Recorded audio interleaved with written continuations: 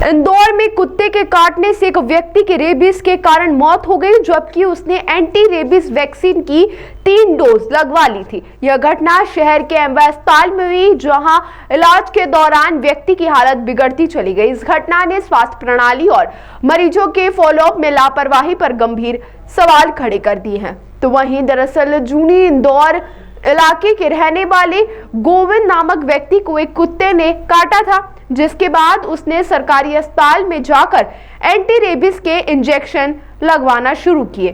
5 में से 3 इंजेक्शन लगवाने के बाद उसकी तबीयत अचानक खराब होने लगी। उसे हाइड्रोफोबिया यानी पानी से डर और एयरफोबिया हवा से डर जैसी दिक्कतें होने लगी।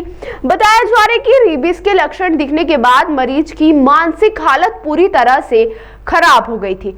वह पागलों जैसी हरकतें करने लगा था और बिस्तर पर उछल कूद कर रहा था। उसकी हालत इतनी गंभीर हो गई कि उसे आईसीयू में शिफ्ट करना पड़ा, जहां इलाज के दौरान उसकी मौत हो गई। यह घटना दर्शाती है कि रेबीज के इलाज में न केवल टीकाकरण बल्कि मरीज की स्थिति पर नियमित फॉलोअप और निगरानी भी बेहद जरूरी है। इस मामले में स्पष्ट है कि व्यक्ति को पूरी डोज नहीं मिल पाई और न ही उसकी गंभीर होती हालत पर पर्याप्त ध्यान दिया गया। सुप्रीम कोर्ट ने रेबीज के मामलों में अस्पतालों को मरीजों का उचित फॉलोअप सुनिश्चित करने के निर्देश दिए। इसके तहत मरीजों को न सिर्फ सभी 5 इंजेक्शन लगवाने चाहिए, बल्कि उसकी स्वास्थ्य स्थिति पर भी कड़ी नजर रखनी चाहिए। यह दुखद है कि इस मामले में निर्देशों का पालन नहीं किया गया। अस्पताल प्रशासन ने मरीज की पहले 3 डोज के बाद दिख रहे लक्षणों को गंभीरता से लिया होता तो तुरंत उचित कार्रवाई की होती, तो शायद उसकी जान बचाई जा सकती थी। इस तरह की लापरवाही उन लोगों के लिए एक चेतावनी है जो सोचते हैं कि इंजेक्शन के कुछ डोज लेने के बाद वे पूरी तरह सुरक्षित हैं। घटना स्वास्थ्य सेवाओं की खामियों को उजागर करती है, जहां नियमों और निर्देशों का पालन नहीं होने से मरीजों को अपनी जान गंवानी पड़ती है। संगीता गोविंद पेवाल। अच्छा, आपके हस्बैंड की कुत्ते का मैसेज डेथ हुई? हाँ, जहर फैल गया था, यहाँ के डॉक्टर ने बोला। तो कब और कहाँ हुई बेटे घटना?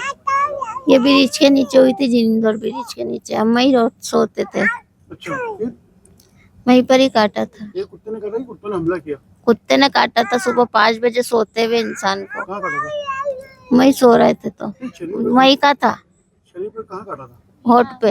हाँ? होठ पे काट दिया था। ये क्या किया आपने? वहाँ ले गई थी अस्पताल, लाल अस्पताल। इंजेक्शन लगवाए थे। इंजेक्शन कितने लगवाए थे? 3।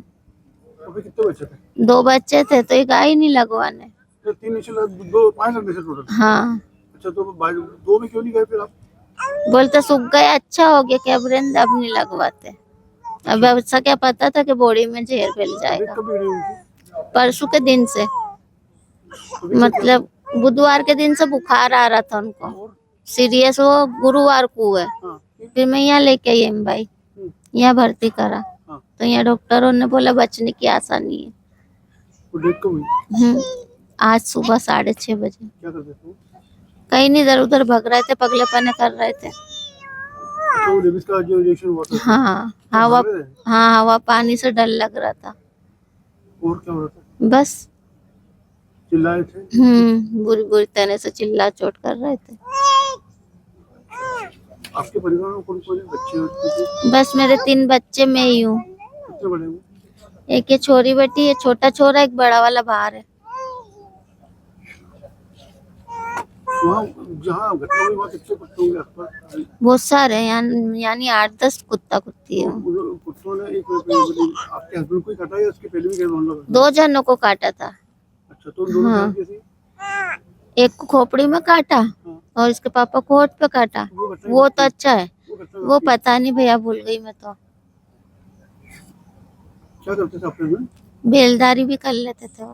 कल तो रविवार को वहाँ के उनके परिवार जनों से कुछ बात हुई थी तो उनके द्वारा बताया गया था कि गोविंद पिता शेरू जूनी इंदौर, उम्र लगभग 40 वर्ष के आसपास, एमवाय अस्पताल के आइसोलेशन वार्ड में रेबीज़ के कारण उसको भर्ती किया गया था। तो यहाँ का जब रिकॉर्ड देखा गया तो उसमें पाया गया कि 7 जुलाई को वो हमारे अस्पताल में उसके डॉग बाइट के कारण इलाज कराया गया था, जिसमें उसको एक वैक्सीन लिखा गया था और बाकी की शेड्यूल बना के दिया गया था। पर रिकॉर्ड में ये देखा गया कि बाकी शेड्यूल में उसके द्वारा अस्पताल में नहीं आएगा। तो ऐसा प्रतीत होता है कि प्रोटोकॉल कंप्लीट नहीं होने के कारण उसको रेबीज़ का अंदेशा हुआ। कितने इंजेक्शन लगते हैं उसके द्वारा कितने हमेशा ये बताया जाता है, हमेशा एक स्लिप दी जाती है कि पहले दिन, तीसरे दिन, 7वें दिन, 14 दिन और 28वें दिन जो सिस्टर द्वारा शेड्यूल बना के दिया जाता है उस पर आके निश्चित रूप से लगाएं। पर सीरियसली इसको लेते नहीं और लोग इसको गंभीरता से नहीं लेने के कारण ये हमेशा अंदेशा बना रहता है।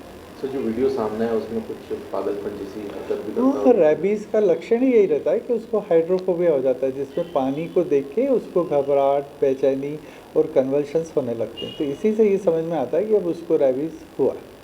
प्रॉपर इलाज नहीं होने के चलते कितने दिन में व्यक्ति की मौत हो सकती रेबीज़ है? अपने आप में डेथ वारंट है। यदि आपको रेबीज़ हो गया तो उसमें कोई इलाज है ही नहीं। इलाज यही है कि आप अपना बचाव करें, बाइट से बचें। यदि बाइट होता है तो तुरंत अपने नियरेस्ट हॉस्पिटल में जाके जो सरकार द्वारा निर्धारित इंजेक्शन है उसको निर्धारित मापदंड के अनुसार लगाएं। सर अमूमन तौर पर रोजाना कितने केसेस होते हैं? हमारे यहाँ 150 से 250 नए केसेस हर दिन आते हैं। एक मंथली अगर आंकड़ा 4 से 4,500 केसेस। तो और क्या संदेश दें, किस तरह के प्रिकॉशन रखना मेरा चाहिए? यही है कि आप तो पहली बात तो इंदौर निवासी सब अपने आप को बचाएं, बाइट से बचें। यदि खुदा ना खास्ता बाइट होता है तो घर पे जाके कपड़े धोने के साबुन से अच्छी तरह से 15 मिनट रनिंग वाटर में उसको धोएं और फिर नियरेस्ट हॉस्पिटल में सरकार द्वारा उसकी व्यवस्था की गई है। हर अस्पताल में वैक्सीन अवेलेबल है, जाके अपने शेड्यूल के अनुसार वैक्सीन को लगवाएं।